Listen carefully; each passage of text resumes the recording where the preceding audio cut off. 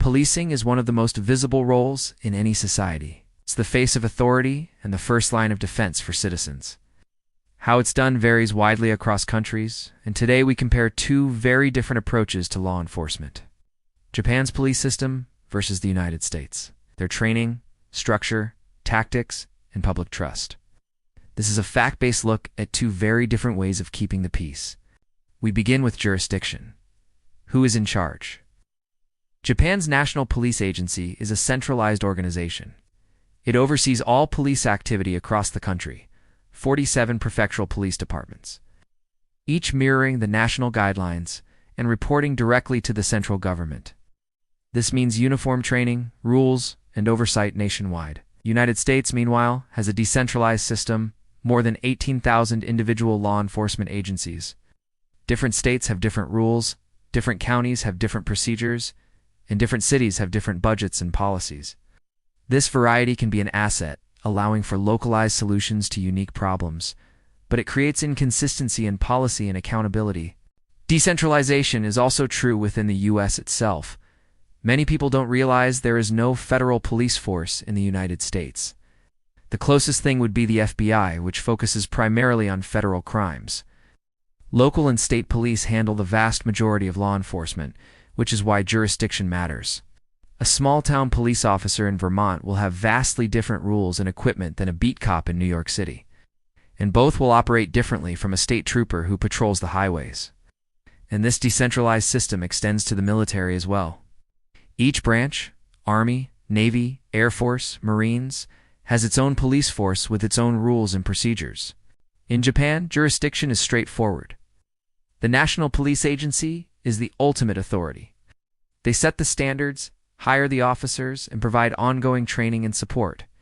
This consistency creates a national standard of conduct. For the police, it allows for greater specialization. Every officer knows the same techniques, follows the same protocol. But this uniformity leaves little room for flexibility. A police officer in Tokyo has the same powers and faces the same restrictions as one in Osaka or Okinawa. In the United States, the power of law enforcement varies greatly. Depending on where you are, a small-town sheriff might have limited resources and face different concerns than a big city police officer. This requires adaptability, understanding the nuances of each community, but it also leads to inconsistency.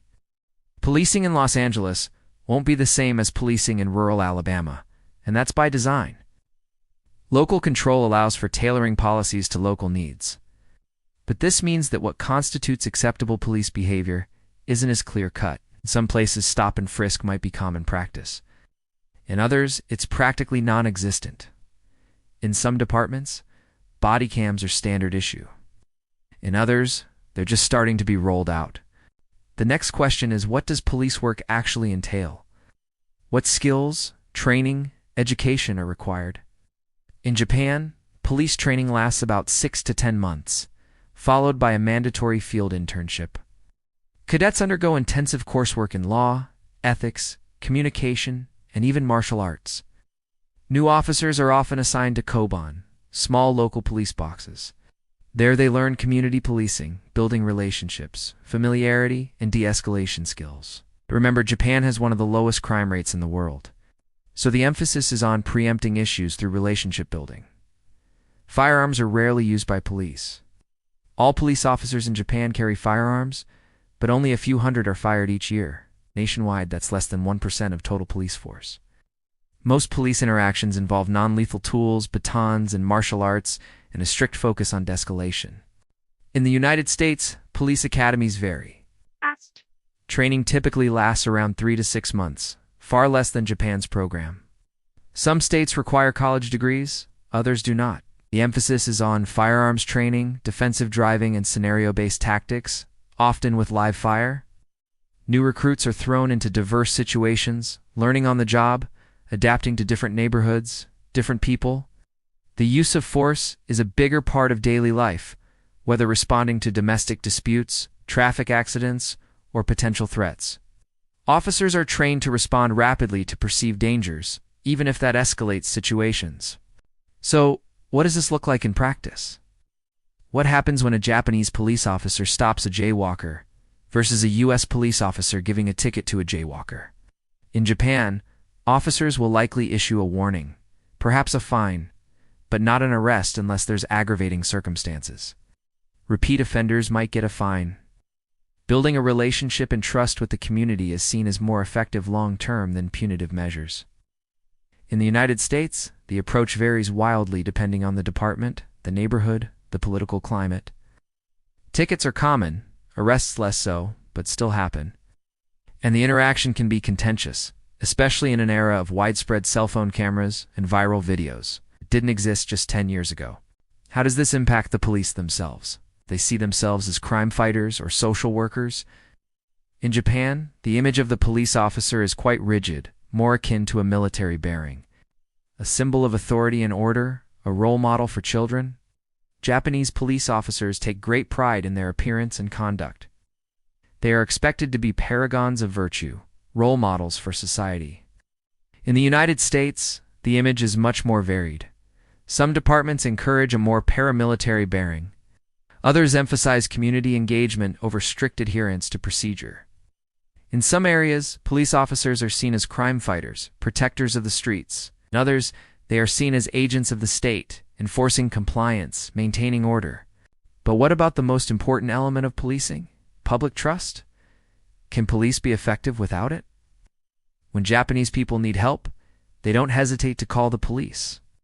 Traffic accidents, lost children, suspicious characters, they turn to the nearest koban, the friendly neighborhood police box. The officers inside are familiar faces, part of the community. In emergencies, they'll respond swiftly. Non-emergencies, they'll engage in conversation, finding common ground, building a personal connection. Over time, this cumulative effect leads to a high level of public trust. Japanese people trust the police to do the right thing, even if it inconveniences them.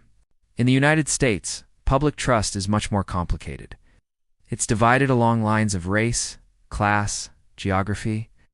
In many urban areas, police presence is limited or tense, shaped by past incidents of misconduct, over-policing, racial profiling. For many communities, police officers are viewed with suspicion, symbols of an oppressive state rather than protectors of the people. In other areas, police officers are seen as heroes, making great personal sacrifices to keep everyone safe. Trust is earned through individual interactions, often in tense, difficult circumstances. An officer's demeanor, patience, communication skills can go a long way. But when trust is broken, it can be shattered in an instant. Finally, what about when things go wrong? How are police officers held accountable? In Japan, officers are rarely involved in major misconduct scandals. When they face swift internal action from the National Police Agency. Transparency isn't always guaranteed, but the system works to uphold the reputation of the police force as a whole.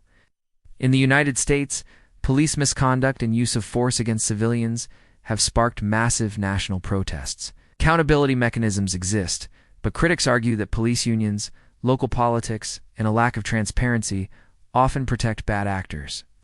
Trust is earned every day, but can be lost forever in an instant. In the end, both systems have strengths and serious challenges. Japan's approach, with its emphasis on prevention, community engagement, and ironclad discipline, has created a police force that is highly respected, even loved by the people. But this comes at a cost, a lack of flexibility, limited engagement with civil liberties, and potential for abuse when dealing with foreigners or minorities. America's more decentralized approach gives voice to local concerns, tailors policies to unique communities, and offers more avenues for redress. But this patchwork system creates inconsistencies, both in training and enforcement. And it leaves many Americans wondering why the police in Ferguson, Missouri, or Minneapolis, Minnesota, behave so differently than those in Beverly Hills, California, or Scarsdale, New York. Thanks for watching. Leave your thoughts below. Check out our other videos.